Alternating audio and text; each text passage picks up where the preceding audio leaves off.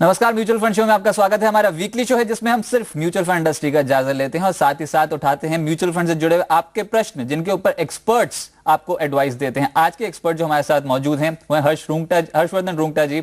हर्षवर्धन जी नमस्कार, स्वागत है आपका जी बिजनेस में। सबसे पहले यहाँ पर दर्शकों को बता दें कि किस तरीके से वो शो का एक हिस्सा बन सकते हैं और अपने म्यूचुअल फंड या फिर पोर्टफोलियो प्लानिंग के ऊपर कोई भी प्रश्न हो उनका तो वो हमारे पास भेज सकते हैं। तरीका काफी सिंपल है, या तो हमें ईमेल के जरिए कांटेक्ट करें या फिर आप एसएमएस भेज दें और अपना प्रश्न लेकर भेज दें। सबसे पहले आप ईमेल आईडी नोट करें, fund@zenetwork.com हमारा ईमेल आईडी है। डिटेल प्रश्न लिखकर भेजें कॉन्टैक्ट नंबर के साथ, या फिर आप मोबाइल के टेक्स्ट राइटिंग मैसेज बॉक्स में जाएं, पहले फंड लिखें, ये हमारा कीवर्ड है, उसके बाद अपना सवाल लिखकर भेज दें 57555 पर। चलिए सवाल के सिलसिले को आगे बढ़ाते हैं और पहला प्रश्न पूछने के लिए नीरज जी इस समय हमारे साथ मौजूद हैं चंडीगढ़ से। नीरज जी नमस्कार। नमस्कार रजत जी, शो का बहुत बड़ा फैन हूँ और मैंने कुछ इन्वेस्टमेंट किया है म्यूचुअल फंड के थ्रू, एसआईपी के थ्रू। ठीक है। मेरी एज 30 ईयर्स है और मैं पिछले 7 साल से इन्वेस्टमेंट कर रहा हूँ म्यूचुअल फंड्स में। अच्छा। और मेरे पास जो फंड्स हैं उसमें आईडीएफसी प्रीमियर इक्विटी 2000 रुपए है, ICICI discovery fund 1500, HDFC equity 2500। ठीक है। दो ईएनएसएस फंड्स हैं जिसमें एक आईसीआईसीआई प्रू टैक्स प्लान, एक रेलिगेयर टैक्स प्लान। अच्छा। 1000 रुपए का, और एक बिरला सनलाइफ फ्रंटलाइन इक्विटी 1500 रुपए का। पर नीरज जी जिस हिसाब से आपने बोला कि आपको काफी समय हो गया म्यूचुअल फंड इन्वेस्टमेंट करते हैं और आपने खुद देखा होगा आपके पोर्टफोलियो में कुछ ओवरलैपिंग नजर आ रही है। IDFC premier equity, ICICI discovery एक ही कैटेगरी के फंड्स हैं, 2 एलएसएस फंड्स आपके पोर्टफोलियो में मौजूद हैं। तो इससे रिस्क डाइवर्सिफाई स्कीम वाइज तो हो गया है, पर ओवरऑल कंसंट्रेशन काफी एक ही कैटेगरी के फंड्स में ज्यादा पड़ती हुई नजर आ रही है। ऐसा मेरे को देखने में लगा एक बार पोर्टफोलियो पर। फिर भी नजरिया क्या है, कब तक आप इन्वेस्टमेंट करते जाएंगे? जी एक्चुअली मैं अपने रिटायरमेंट के लिए मतलब ये कर रहा हूँ ताकि मैं कुछ अपना 50 से 60 लाख रुपए जोड़ पाऊँ। अच्छा, पर उम्र आपकी 25 साल और रिटायरमेंट तक की प्लान कर रहे हैं, ये काफी बेहतर है लंबी अवधि के लिए, क्योंकि अर्थव्यवस्था की हालत अगर सुधरी, यहाँ पर जो उम्मीद है कि काफी बेहतर चाल दिखाएगी अर्थव्यवस्था एटलीस्ट भारत में, तो आपका जो पोर्टफोलियो होगा वो काफी बेहतर रिटर्न आपको दिला सकता है। पर हर्षवर्धन जी जो पोर्टफोलियो है, जैसे मैंने अभी थोड़ी देर पहले इनसे डिस्कस किया, एक ही कैटेगरी के कुछ फंड्स ज्यादा नहीं है पोर्टफोलियो में, क्या कुछ चरने की एडवाइस देंगे? अलग तरीके से पोर्टफोलियो कैसे बना के चल सकते हैं?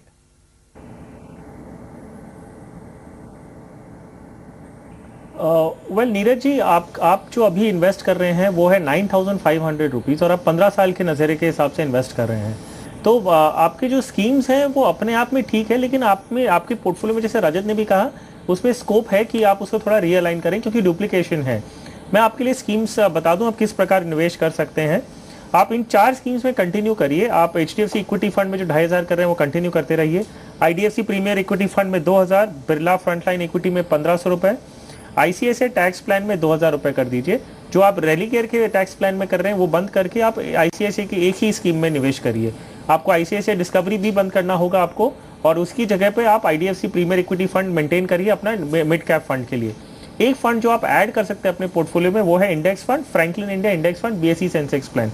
1500 रुपए आप उसमें निवेश करिए, तो आपका एक पोर्टफोलियो वेल बैलेंस पोर्टफोलियो बन जाएगा। और ये इस पोर्टफोलियो का रिव्यू आप 3 या 4 साल बाद करेंगे तो आपके लिए ठीक होगा। चलिए ठीक है, यानी कहीं ना कहीं जो मैं बात कह रहा था कि चर्निंग की जरूरत हुई भी तो जो मौजूदा जो फंड्स हैं एक ही कैटेगरी के हैं, इसलिए उन्हीं को ही थोड़ा बदलना होगा। आईडीएफसी प्रीमियर इक्विटी में बने रहें पर बाहर निकलना आईसीसी डिस्कवरी में से। इसके अलावा टैक्स प्लान 2 हैं आपके पोर्टफोलियो में। आईसीसी टैक्स प्लान में अगर बने रहते हैं तो रेलिगेयर टैक्स प्लान को अपने पोर्टफोलियो से बाहर निकाल दें और बैलेंस करने के लिए एक इंडेक्स फंड अपने पोर्टफोलियो में शामिल कर सकते हैं। और सुझाव दिया गया कि फ्रैंकलिन बीएसई सेंसेक्स प्लान जो है उसमें अच्छे रिटर्न्स मिल रहे हैं, आप इस फंड पर नजर रख के चल सकते हैं और इसको अपने पोर्टफोलियो में शामिल कर सकते हैं। लंबी अवधि के लिए आपका पोर्टफोलियो ठीक है, इन्वेस्टमेंट करते चलें।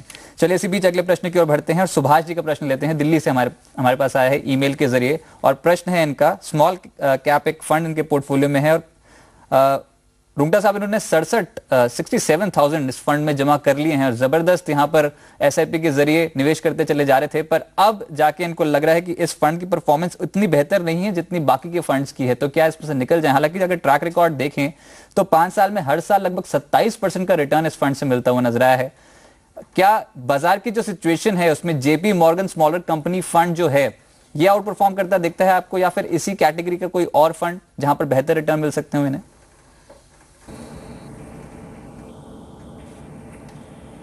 Well Rajat, JP Morgan smaller companies fund जो है वो ठीक अच्छा फंड है, ऐसा नहीं कि खराब फंड है, लेकिन हम अगर उसे कंपेयर करते हैं दूसरे फंड्स जो इसी सिमिलर कैटेगरी में अवेलेबल हैं, तो आपके पास ऐसे फंड्स के ऑप्शंस हैं जो काफ़ी बड़ा AUM है उनका जो परफॉर्मेंस है वो हर पीरियड में 1 ईयर, 3 इयर्स, 5 इयर्स, 7 इयर्स, या हर पीरियड में हम देखेंगे उसका रिटर्न बहुत कंसिस्टेंट रहा है।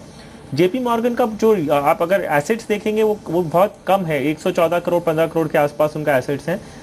उनके पास एक ऑप्शन है, कंपेयर करें IDFC प्रीमियर इक्विटी फंड या तो SBI इमर्जिंग बिजनेसेस फंड।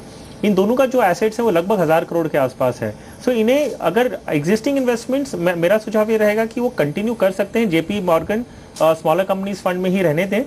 और अभी जो फ्रेश उनको SIP शुरू करनी है वो या तो IDFC प्रीमियर इक्विटी फंड और SBI इमर्जिंग बिजनेसेस फंड में शुरू करें तो इनके लिए ज़्यादा बेहतर होगा। मैं ये जो हम कंपैरिजन बता रहे हैं वो परफॉर्मेंस को ध्यान में रखते हुए, at the same time assets जो मैनेज कर रहे हैं और कंसिस्टेंसी जो रिटर्न्स की है वो उसे ध्यान में रखते हुए सजेस्ट किया जा रहा है। चलिए ठीक है, तो JP मॉर्गन स्मॉल कंपनी से अगर आप निकलते भी हैं तो 2 फंड्स आपको बता दिए गए हैं, IDFC प्रीमियर इक्विटी और इसके अलावा SBI इमर्जिंग बिजनेसेस, दोनों ही मिड कैप कैटेगरी के स्टेबल के यहाँ पर स्टॉक फंड्स हैं। पर लंबी अवधि में ये दोनों ही फंड्स का प्रदर्शन काफी बेहतर रहा है, आप इस पे नजर रख के चल सकते हैं। हालांकि JP मॉर्गन स्मॉलर कंपनीज में भी रिटर्न बेहतर पड़ते हुए नजर आए, पर अगर आप बाहर निकलने का सोच रहे हैं तो SBI इमर्जिंग बिजनेसेस या फिर IDFC प्रीमियर इक्विटी, ये 2 फंड्स हैं जिसमें आप नजर रख के चल सकते हैं। चलिए इसी बीच अगले प्रश्न की ओर बढ़ते हैं और प्रश्न पूछने के लिए नाथीराम जी हरियाणा से हमारे साथ मौजूद हैं। नाथीराम जी नमस्कार।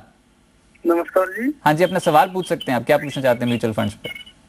सर मैं ये पूछना चाह रहा हूँ कि मैं जो है ना जो मेरे पोर्टफोलियो जो आपके सामने है, क्या ये सही है? और मैं आगे 10 साल 15 साल के लिए और रखना चाहता हूँ, 12 साल के लिए बच्चे ना मेरे।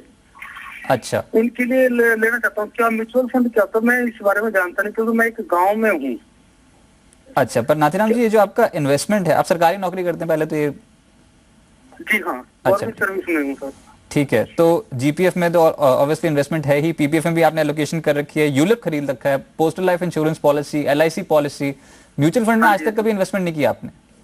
नहीं जी सर, कहीं पे नहीं। एक बस सिर्फ ये जो है ना इसकी स्टेट बैंक ऑफ इंडिया की है फ्लेक्सी स्मार्ट, इसमें अभी 1500 रुपए से शुरू किया है। अच्छा, पर नाथीराम जी मैं आपको बता दूं, ये जो आपका पोर्टफोलियो है ना, ये यहाँ पर जो जीवन बीमा पॉलिसीज होती हैं, यूलिप पॉलिसीज, उसमें ज्यादा बायस हो गया है और डेट में जैसे कि GPF, PPF, इन विकल्पों में पैसा ज्यादा जा रहा है। तो लंबी अवधि में इन्फ्लेशन को बीट करना, महंगाई को बीट करने वाला पोर्टफोलियो ये है नहीं, उससे ज्यादा रिटर्न आपको मिलते हुए भी नहीं नजर आएंगे। तो म्यूचुअल फंड में निवेश करना बहुत जरूरी है आपके लिए। Over a period of time आप अच्छी रकम जुटा सकते हैं। आपको फंड्स बताते हैं, एक्सपर्ट से बात कर लेते हैं। ये जो पोर्टफोलियो, जी आप कुछ पूछना चाहते हैं? हाँ जी, मैं पूछना चाहिए म्यूचुअल फंड में सर मेरे को मतलब 12 साल के बाद रिटायरमेंट है मेरी, और मैं बच्चों दो लड़के मेरे, इनको शादी करना जल्दी से जल्दी, मतलब मेरे को किसमें ज्यादा गेन हो सकता है? अच्छा, पर मैं ये बता दूं, ये GPF PPF की जो इन्वेस्टमेंट है इसको तो आप बनाए रखिएगा, क्योंकि ये तो बहुत ही बढ़िया इन्वेस्टमेंट आपकी है लंबी अवधि में, इसके ऊपर कोई हक ले नहीं सकता, ये आपका खुद का पैसा है और सेफ रिटर्न्स हैं, तो इसमें तो आप बने रहिए। पर ओवरऑल जो इनका portfolio, LIC policy, postal life insurance, ULIP, इन्होंने निवेश तो कर दिया है रुंगटा साहब, पर अब अगर म्यूचुअल फंड पे और एलोकेशन करनी हो तो कौन से फंड्स को पोर्टफोलियो में शामिल कर सकते हैं और मौजूदा पोर्टफोलियो पे क्या कहेंगे आप?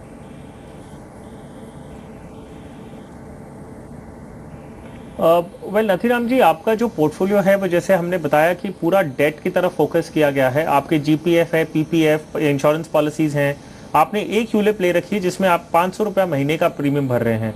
सो मेरा सुझाव ये रहेगा कि आप यूलिप कंटिन्यू करते रहिए, क्योंकि 500 रुपया ही महीने का है। सिर्फ उसमें ध्यान दीजिए कि जो फंड में जा रहा है वो या आपकी इक्विटी है, डेट है या बैलेंस्ड है। अगर आपका डेट या बैलेंस फंड में है तो आप उसे इक्विटी में कन्वर्ट करवा लीजिए, स्विच करवा लीजिए, तो कम से कम इक्विटी में एक्सपोजर आपको उस तरह से मिल जाएगा। आपने अपने मेल में ये बताया था कि आपको 5000 रुपये नए निवेश करने हैं आपके रिटायरमेंट को ध्यान में रखते हुए, जो 12 या 14 साल आगे है। सो आपके पूरे पोर्टफोलियो को ध्यान में रखते हुए ये सुझाव दूंगा मैं कि अभी ये जो फ्रेश 5000 रुपीज आप इन्वेस्ट करना चाहते हैं वो इक्विटीज में करिए, जो 100% शेयर्स में निवेश करता हो, क्योंकि आपका बैलेंस आउट उस हिसाब से थोड़े हद तक हो जाएगा। 2 फंड के नाम आपको बता दूं, एक इंडेक्स फंड है जिससे आप शुरू कर सकते हैं, Franklin India index fund, BSE Sensex plan, इसमें आप 3000 रुपये निवेश करिए। दूसरा एक mid and small cap fund आपके पोर्टफोलियो में ऐड कर सकते हैं आप, वो है SBI इमर्जिंग बिजनेसेस फंड, उसमें 2000 रुपये निवेश करिए। ये जो निवेश है वो आप कंटिन्यू करिएगा। इंडेक्स फंड आपको ट्रैक करने की जरूरत नहीं है, आप अगले 12 या 14 साल तक कंटिन्यू करके रह सकते हैं, इसमें आपको स्विच या परफॉर्मेंस कुछ भी ट्रैक करने की जरूरत नहीं है। SBI इमर्जिंग बिजनेसेस फंड है, ये 2 साल बाद आप एक बार देखिए कि अगर अच्छा परफॉर्मेंस नहीं दे रहा है तो आप एक बार राय लेके फिर उसमें जो चेंजेस करने वो कर सकते हैं। इसी प्रकार आप अपना इन्वेस्टमेंट करते रहिए, आपकी रिटायरमेंट के टाइम तक आपका एक अच्छा खासा कॉर्पस बन जाएगा, जो आपके गवर्नमेंट की तरफ से आएगा, जो आपने पॉलिसी सेव की है और आपने जो इक्विटी का पोर्टफोलियो बनाया है। तो इस प्रकार, लेकिन रिव्यू आप 2 साल बाद एक बार जरूर करिएगा। चलिए ठीक है, एक सवाल मैं पूछूंगा इसी क्वेश्चन से रिलेटेड आपसे रुंगटा साहब, कि जिस हिसाब से फ्रैंकलिन BSE सेंसेक्स आपने बताया और SBI इमर्जिंग बिजनेस पर उनका ये भी कहना था कि गांव में है और पहली बार म्यूचुअल फंड में इन्वेस्टमेंट करने, तो काफी संक्षेप में इनको क्या दिक्कतें हो सकती हैं और उसको एकदम से म्यूचुअल फंड में उतरने के लिए और आसानी से म्यूचुअल फंड में इन्वेस्टमेंट करने के लिए इनको किससे संपर्क करना होगा?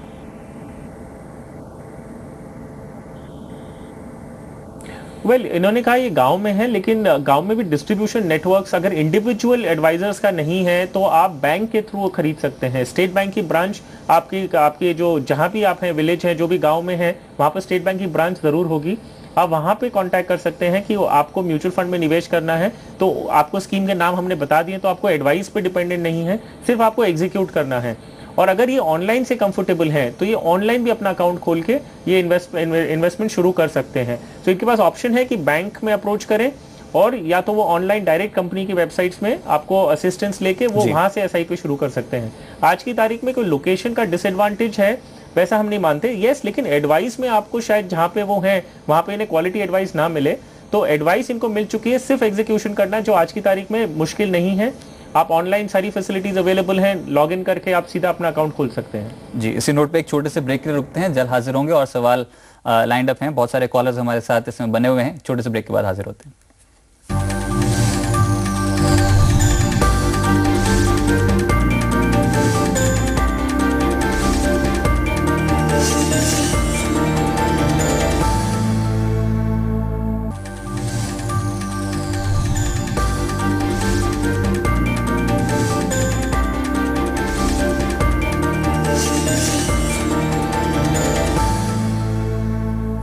आप देख रहे हैं म्यूचुअल फंड शो, हमारा वीकली शो, और आज हर्षवर्धन रुंगटा जी रुंगटा सिक्योरिटी से हमारे साथ मौजूद हैं आपके म्यूचुअल फंड और पोर्टफोलियो प्लानिंग पे आपको एडवाइस देने के लिए। पर आप भी शो का हिस्सा बन सकते हैं। अपने म्यूचुअल फंड से जुड़े कोई भी प्रश्न हो, पोर्टफोलियो प्लानिंग करवाना चाहते हो बाजार के एक्सपर्ट से, तो fund@zenetwork.com हमारा ईमेल आईडी है। डिटेल प्रश्न लिखकर भेजें, म्यूचुअल फंड से जुड़ा हुआ प्रश्न लिखकर भेजें और कॉन्टैक्ट नंबर जरूर मेंशन करें। साथ ही साथ आप हमें SMS भी कर सकते हैं, मोबाइल के टेक्स्ट राइटिंग मैसेज बॉक्स में जाकर फंड लिखें, उसके बाद अपना सवाल म्यूचुअल फंड से रिलेटेड लिखकर भेज दें 57575 पर।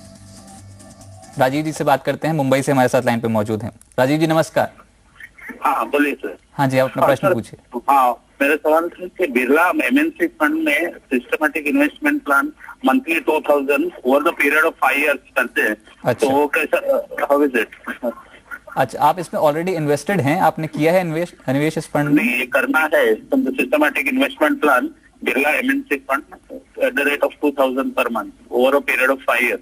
आप क्या म्यूचुअल फंड्स को पहले ट्रैक करते हैं? आपने चूज कैसे किया? क्योंकि इसके रिटर्न्स जो है काफी बेहतर हैं। इससे पहले आपने किसी फंड में इन्वेस्टमेंट किया है? हाँ, नहीं, ये नया ही मुझे इन्वेस्ट करना है। पहले मैं शेयर्स में किया हूँ, म्यूचुअल फंड में फर्स्ट टाइम है। चलिए ठीक है, आपको एडवाइस दिलाते हैं। रुंगटा साहब, इनका कहना तो ठीक है, अगर फंड की परफॉर्मेंस देखें तो 5 साल में हर साल 28% औसत रिटर्न तो इस फंड का मिलता हुआ नजर आ रहा है। फंड कैसा है? MNC कंपनियों में इन्वेस्टमेंट है, पर किस तरीके की कंपनियां, क्या उसमें वैल्यू ज्यादा है जिस तरीके का रिटर्न इसमें इस फंड को मिल रहा है? आप इसमें एडवाइस करेंगे क्या इनको अगर इन्वेस्ट कर, क्योंकि ऑलरेडी शेयर्स में इन्वेस्टमेंट करते हैं, म्यूचुअल फंड में उतर रहे हैं आप, तो क्या ये फंड ठीक होगा इनके लिए या फिर कोई और बेहतर फंड?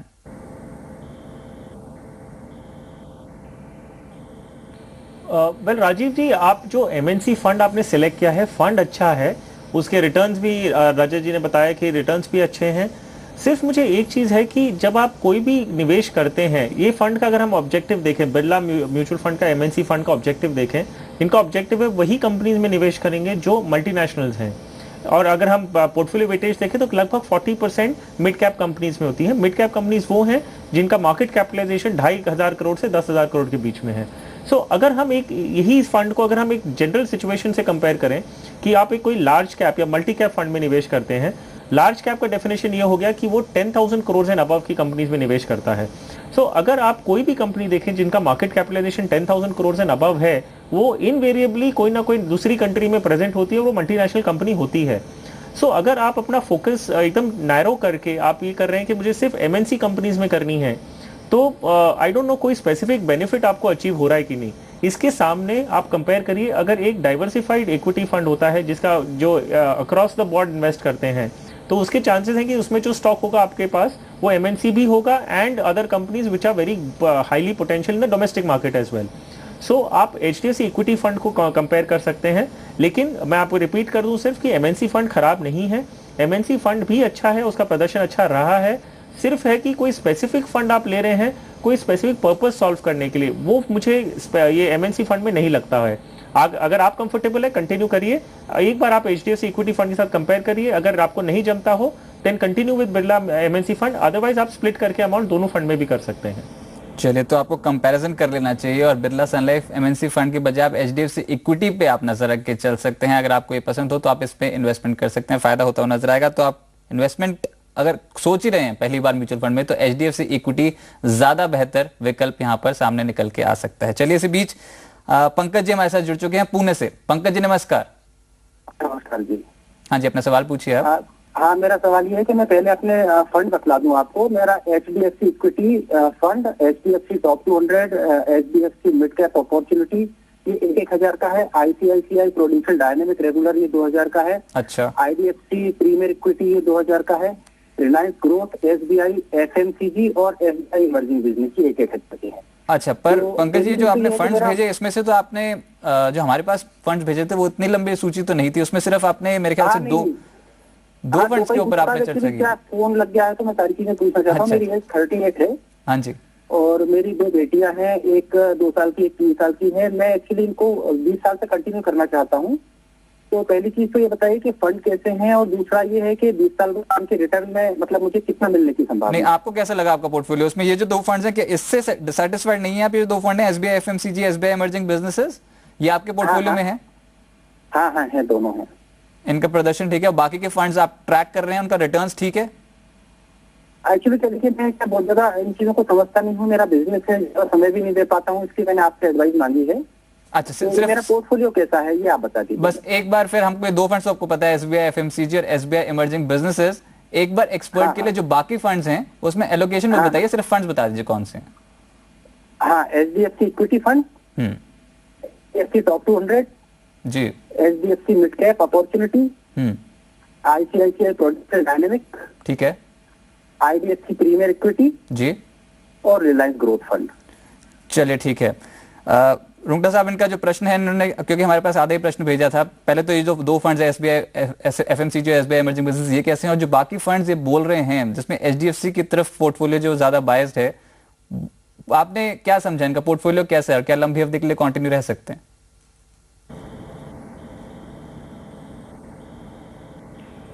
वेल पंकज जी, आपके जो पोर्टफोलियो अगर हम ओवरऑल देखें तो उसमें 3 मिड कैप फंड्स हैं। आपने बताया आपके पास एचडीएफसी मिड कैप अपॉर्चुनिटीज है, IDFC premier equity, Reliance growth, ये तीनों मिड कैप फंड्स हैं। आपके पास आईसीआईसीआई डायनेमिक, एचडीएफसी टॉप 200, ये large and mid cap fund. आपको इसे थोड़ा ट्रिम करना होगा। जो डाइवर्सिफिकेशन का पर्पस है वो आप 7-8 स्कीम्स अपने अगर पोर्टफोलियो में ऐड करते हैं तो डाइवर्सिफिकेशन नहीं होता, वो बेसिकली एक एक क्लटर अप हो जाता है पोर्टफोलियो। हम अगर मुझे आपको एट द मोमेंट आपको अगर बताना है तो आप आईसीआईसीआई डायनेमिक कंटिन्यू करिए, एचडीएफसी टॉप 200 बंद कर दीजिए, आईडीएफसी प्रीमियर कंटिन्यू करिए, HDFC mid cap and Reliance growth आप बंद कर सकते हैं। जहां तक सवाल आपका एसबीआई का था, FMCG fund and emerging businesses fund, जिसपे आप स्पेसिफिकली राय चाहते हैं, देखिए एफएमसीजी एक सेक्टर है जो लॉन्ग टर्म में वेल्थ क्रिएट करता है। पर्सनली ये मेरा बहुत फेवरेट सेक्टर रहा है, और अगर पोर्टफोलियो इन्वेस्टमेंट किसी को करना होता है तो हम सजेस्ट करते हैं कि आप एफएमसीजी स्टॉक्स लीजिए। इसका एक प्राइमरी कारण है, बाकी वैल्यूएशन, कंजम्पशन स्टोरी, ये सब की बात नहीं कर रहे हैं हम। एक ये देखिए, ये एक पर्टिकुलर सेक्टर है जो गवर्नमेंट इंटरवेंशन से अफेक्टेड नहीं होता है, ये एक स्ट्रॉन्ग बेस बनता है, कंज्यूमर ड्रिवन होता है, और लॉन्ग टर्म में हमने देखा है कि इसे वेल्थ क्रिएट किया है, लेस वॉलेटाइल रहता है प्रोडक्ट। हमने कहानियां भी सुनती हैं कि इसके पीई बहुत एक्सपेंसिव है, ओवर वैल्यूड स्टॉक्स हैं, लेकिन माय पर्सनल व्यू अगेन कि आप इसमें कंटिन्यू कर सकते हैं। एसबीआई इमर्जिंग बिजनेसेस फंड आपके पास है, हमने मिड कैप आपका पूरा पोर्टफोलियो में से इवैल्यूएट किया है, हमने सजेस्ट किया है कि आप आईडीएफसी प्रीमियर इक्विटी फंड में बने रहें। एसबीआई इमर्जिंग बिजनेसेस फंड भी एक mid and small cap fund है, आप इसमें रह सकते हैं, लेकिन मेरा सुझाव ये रहेगा कि आईडीएफसी प्रीमियर इक्विटी और इमर्जिंग बिजनेसेस फंड, इन दोनों में से सिर्फ एक ही फंड रखिए। जो भी आप दोनों में इन्वेस्ट कर रहे हैं आज की तारीख में, आपको रिटर्न्स दिख रहे होंगे, आपके कंफर्ट लेवल दिख रहा होगा। इन दोनों फंड्स में से आप कोई भी एक रख के उसमें आप निवेश करते रहिए और बाकी सब बंद कर दीजिए और अपना पूरा इन्वेस्टमेंट जो है वो ये 4-5 फंड्स में ही निवेश करिए। चलिए रुंगटा साहब, बाजार पे जो माहौल है और इस समय टैक्स बचाने की होड़ लगी हुई है, तो अगर किसी को टैक्स सेविंग का कोई विकल्प ढूंढना हो, ईएलएसएस हमको पता है कैटेगरी हो सकती है यहाँ पर जिसमें इन्वेस्टमेंट किया जाए म्यूचुअल फंड के जरिए, 3 साल का लॉक इन होता है, पर आपके पसंदीदा ईएलएसएस फंड कौन सी फंड्स की परफॉर्मेंस सबसे बेहतर है जहां पर दाव लगाया जा सकता है और जो लंबी अवधि में भी अच्छे रिटर्न्स देते हुए नजर आएंगे? आपके फेवरेट फंड्स?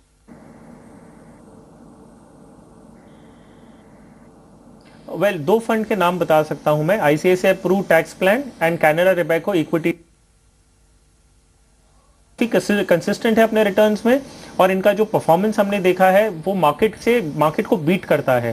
सो अगर किसी को टैक्स बचाना है और इक्विटी में निवेश करना है और this is the short way कि जिसमें आप टैक्स बचा रहे हैं और लॉन्ग टर्म गोल्स आप इक्विटी के थ्रू बेनिफिट ले रहे हैं, सो दोनों फायदा आपको ईएलएसएस स्कीम में मिल सकता है। इन 2 कंपनीज में से, इन 2 फंड्स में से आप कोई भी चूज कर सकते हैं। चलिए, तो 2 फंड्स आपको बता दिए गए हैं। ईएलएसएस कैटेगरी है यानी कि एटीसी के तहत टैक्स बेनिफिट मिलता हुआ नजर आएगा, सालाना 1 लाख निवेश पे टैक्स छूट है। Canara Robeco tax saver, returns देखिए जोरदार रिटर्न्स हैं, 5 साल में हर साल लगभग 19% का रिटर्न इस फंड ने जनरेट किया है, औसत में बात कर रहा हूं। और इसके अलावा आईसीआईसीआई टैक्स प्लान पे नजर रख के चल सकते हैं, जोरदार रिटर्न्स यहां पर मिलते हुए नजर आए हैं। 27%, 5 साल का अगर ट्रैक रिकॉर्ड देखें आईसीआईसीआई टैक्स प्लान का, तो लगभग 27% रिटर्न हर साल इस फंड से मिले हैं, औसतन पिछले 5 साल का ट्रैक रिकॉर्ड देखें तो 2 फंड्स आईसीआईसीआई टैक्स प्लान और कैनरा रोबेको टैक्स सेवर पे आप नजर रख के चल सकते हैं, फायदा होता हुआ नजर आएगा एटीसी के तहत टैक्स बेनिफिट ईएलएसएस कैटेगरी। बहुत बहुत शुक्रिया रुंगटा साहब हमारे साथ जुड़ने के लिए, म्यूचुअल फंड इंडस्ट्री पे चर्चा करने के लिए, साथ ही साथ दर्शकों के सवालों का जवाब देने के लिए बहुत बहुत शुक्रिया। फिलहाल म्यूचुअल फंड शो से बस इतना ही। आप देखते रहिए जी बिजनेस, आपका फायदा। नमस्कार।